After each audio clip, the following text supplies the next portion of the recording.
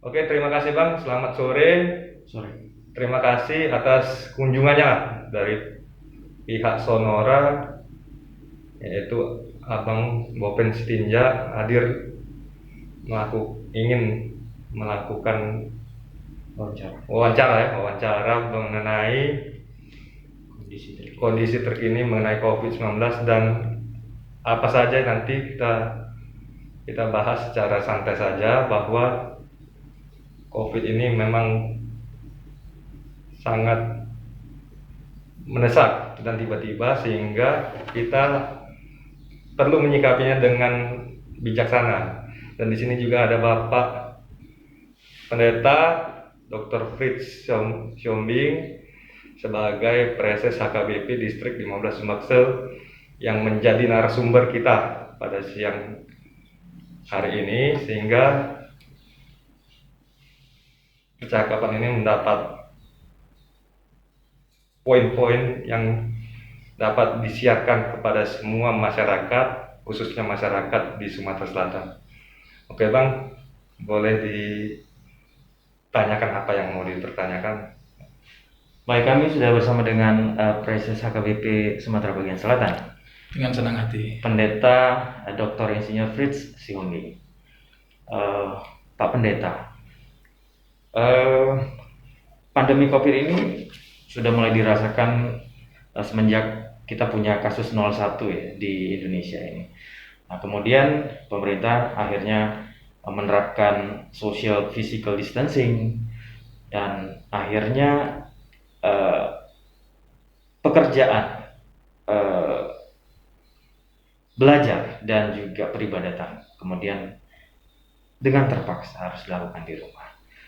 Nah, bagaimana Pak Pendeta melihat situasi ini dari sisi kerohanian kita? Ya, saya tertarik melihat dari sisi hikmahnya dulu. Yang pertama, warga jemaat sadar paling tidak tahulah bahwa kita sedang berjuang, berlatih, solider terhadap kehidupan. Karena memang pandemi COVID-19 ini bukan lokal, bukan hanya nasional, tapi mengglobal. Bahkan secara nasional pun, mulai dari pelosok-pelosok yang kita tidak terpikir sampai di sana, ternyata sudah sampai juga wabah tersebut. Oleh karena itu saya melihat sebuah penghayatan dan perjuangan solidaritas kemanusiaan ini menjadi tema sentral, dan seperti saya katakan tadi, paling tidak warga jemaat mengarah ke sana. Sebagian, dan sebagian memang sudah masuk dalam semangat solidaritas kemanusiaan. Seperti itu. Itu secara global. Dan secara personal, saya lihat juga di dalam wawancara, di dalam kunjungan-kunjungan bersama dengan Rumah Biru, memberikan sembako, memberi bantuan makanan. Saya melihat pergumulan antara perjuangan kesehatan dan mencukupkan kebutuhan. Tapi di sisi lain, keuntungan juga hikmahnya buat seluruh warga jemaat. Kehidupan rumah itu semakin terpelihara. Yang biasanya disibukkan keluar rumah, sekarang lebih banyak di rumah. Dan kita berharap kebersamaan di rumah itu dimaknai, dimuati dengan baik untuk mengisi kekosongan selama ini dan menjadi kekuatan bersama ke depan. Kira-kira demikian saya melihat paling tidak hikmah dari pandemi COVID-19 ini. Baik. Nah, kita ketika beribadah terbiasa untuk hadir langsung di tempat ibadah, di gereja. Kemudian kita harus melakukannya dengan berjarak, online, dan tidak bertemu langsung. Bagaimana tanggapan umat terhadap kondisi ini? Ya, yang pertama kita syukurilah bahwa pandemik ini terjadi di masa digitalisasi. Ya. Sehingga jalan keluar bahwa harus beribadah di rumah dan menggunakan media. Hanya saja kebutuhan internet itu menjadi mutlak, lebih dari dari biasanya, ya. Begitu. Nah, yang kedua, saya melihat bahwa semangat beribadah, karena memang gereja memberikan pemahaman ibadah di rumah itu tidak mengurangi esensinya. Yang penting dilakukan dengan persiapan dan serius sehingga tidak berubah makna. Hanya saja ke depan saya belum tahu pemetaannya berapa persen, apakah nanti akan semakin sulit mengajak warga jemaat beribadah ke rumah, ke gereja maksud saya, kembali seperti biasa, atau justru peristiwa ini membuat warga jemaat semuanya semakin rindu beribadah ke gereja. Nah, ini dua hal itu bisa terjadi gitu ya? Dan itu masih harus kita lihat gitu. Oke.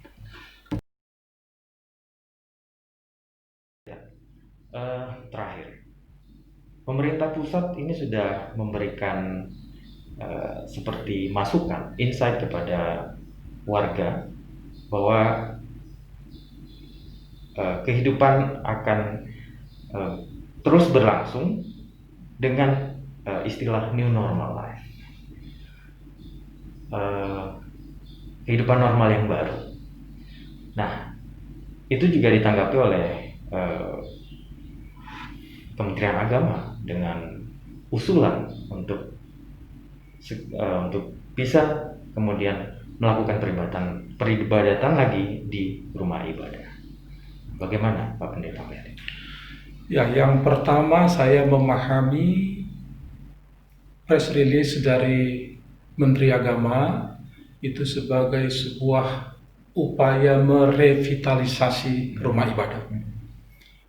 Dalam arti kata, fungsi rumah ibadah, tempat beribadah, oleh karena itu mulai difungsikan. Tetapi di dalam kondisi sekarang, dengan persiapan yang sebentar lagi kita akan masuk ke the new normal life, sebuah tatanan kehidupan yang baru, dengan gaya yang baru mungkin, dengan kebiasaan yang baru.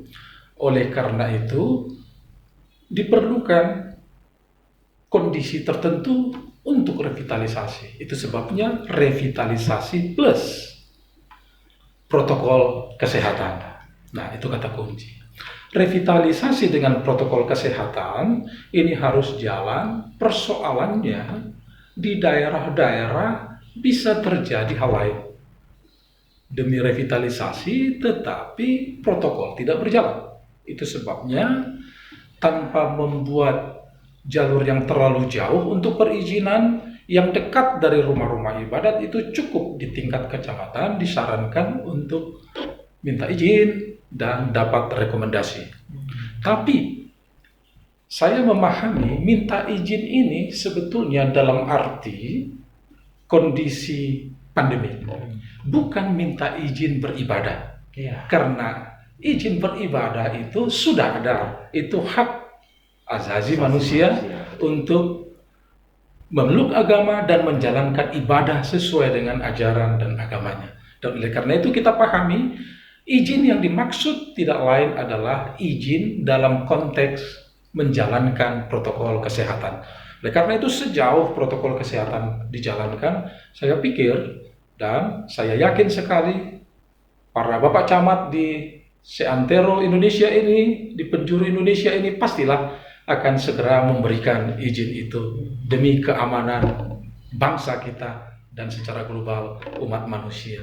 Demikian saya memahami itu, dan pimpinan HKBP Evorus, Pendeta Dr. Darwin Mantobing juga sudah memberikan pastoral dengan pertimbangan kondisi secara global internasional dan juga yang terjadi secara nasional, maka seluruh warga jemaat HKBP siap dengan the new normal life yang akan segera jalan, revitalisasi rumah ibadat tentunya, dan pastilah taat akan protokol kesehatan. Itu yang ditanamkan untuk seluruh warga HKBP secara khusus. Dan kita harapkan juga dalam rapat terbatas di kantor gubernur tanggal 27 Mei juga intinya sama. The new normal life harus jalan, tapi protokol kesehatan harus ketat. Sehingga apa yang kita harapkan ke depan yang disebut dengan apakah itu adaptasi dengan corona, apakah itu berproses menerima corona, ataukah kita menghormati realita bersama dengan virus corona, atau kita mau berdamai dengan menguatkan imun kita. Nah, ini tergantung bahasa dan situasi yang kita pakai lah. Jadi biasa saja menurut saya. Ya, saya merasa terberkati bisa hadir di tempat ini. Terima kasih Presiden HKBP Sumbaksel, Pendeta Dr. Insinyur Fritz Siombing. Terima kasih juga buat Bung Efran yang sudah menerima kehadiran saya di sini. Oke, terima kasih Bang. Inilah kira-kira sedikit percakapan yang semoga masyarakat juga memahaminya bahwa kita juga harus move on. Karena kita tahu bahwa iklim internasional, nasional belum bisa